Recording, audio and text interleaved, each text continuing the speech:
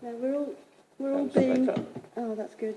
We're all being each other or other people today. I actually didn't realise I was doing this presentation until yesterday.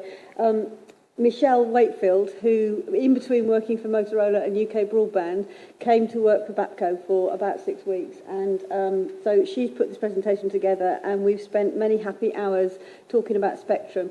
The journey of Spectrum for British APCO has been quite an interesting one, and for those that have been involved along the way, thank you for your patience. And I think we're finally getting to a conclusion in terms of where we need to sit and the kind of position we need to take. It's actually a very emotional topic, is what I've discovered, and even though a lot of people don't understand fully what Spectrum is all about, it certainly encourages debate, shall we say, healthy debate. So I'm going to put the slides up as we go, but I may not actually talk about all of it, and then I may talk about other things as well. So, what we're saying is that the move to Emergency Services Network, to broadband platform, is absolutely the right way to go. We're very supportive of that, and we are really trying to be a critical friend to ESMCP. So we know it's the right way. We just have some concerns about potentially what can be delivered in 2016 and what we may need to wait for beyond that.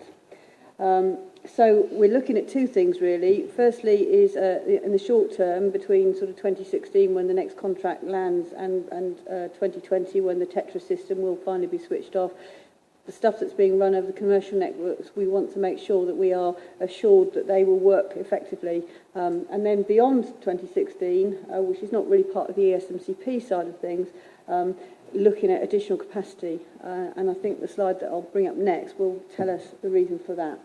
So what we've come to a conclusion is that we, in the here and now, the short term, we need to apply this 4 Cs model that we've developed. Now, actually, that would apply beyond 2020 as well. But basically what we're looking at is the fact that we need to have coverage, 100% of the country, in terms of where things happen. We need to get emergency services and other public safety responders there. Coverage doesn't have to be there as it is currently with the Tetra system in a physical sense. You know, we've just been in a presentation next door talking about being able to take coverage to where you are by vehicles driving somewhere and doing what they do. So coverage doesn't have to be delivered in the same traditional way, but absolutely it's a requirement. We need to have the capability, so some of the things like push-to-talk and direct mode and all the other things that we've been so used to within the airwave system, the standards are not yet developed globally for that to happen, so we want to make sure that all of that functionality is there, so we're not taking a step backwards. The criticality, that's all about, Ian's just mentioned, the resilience when the network starts to get congested or even falls over completely. We need to make sure that the emergency services can still communicate with each other. So we have to have that resilience built in.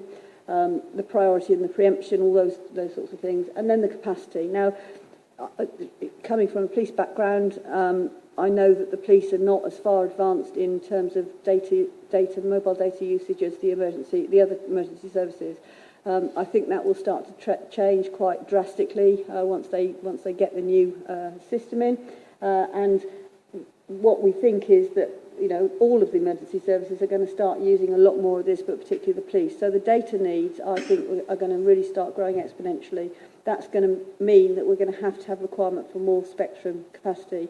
As Phil said in his opening remarks, actually as users we don't care where that spectrum comes from really, but in the release of the 700 megahertz, which is going to happen, we hope, in the World Radio Conference in 2015, it makes sense that we take the opportunity in the UK and elsewhere in the world to have some of that spectrum made available for public safety use. That doesn't mean that it's dedicated solely for public safety, but it means that it gives us that additional capacity to have that available. It also enables some harmonisation to take place, as Phil mentioned, to have that sort of global interoperability for public safety responders. Right, this is all Michelle's. She's done lots and lots of research and she knows far more about that than I do. So, talked about 3GPP standards a little bit.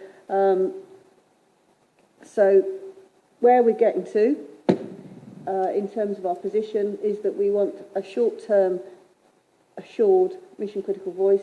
So this is all about making sure that ESMCP delivers something that is actually going to work for mission critical voice and data potentially. But longer term, we want to actually have an approach where we can access that spectrum and we can work with other public safety people within it. So, the position paper that we've now written, I think we wrote it sort of autumn last year. For those of you that were at the event in Windsor, it did cause a little bit of alarm and despondency. I think what we were trying to say in Windsor is the same as we're saying now, we just perhaps didn't word it in a way that was acceptable. So Michelle has done a huge amount of work.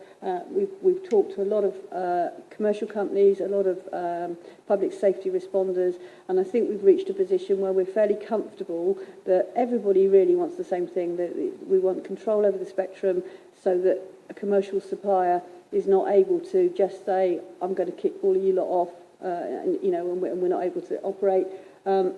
So we've talked to DCMS, we've talked to Ofcom, and everybody that we're speaking to is actually completely on the same planet, which is really good. And I'm quite positive about where we're going with spectrum, what's going to be available to the emergency services in the future.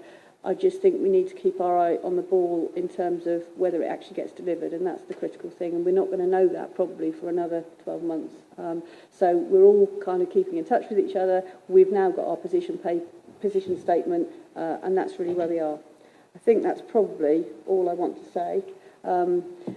Has anybody got any burning questions before I introduce Mike?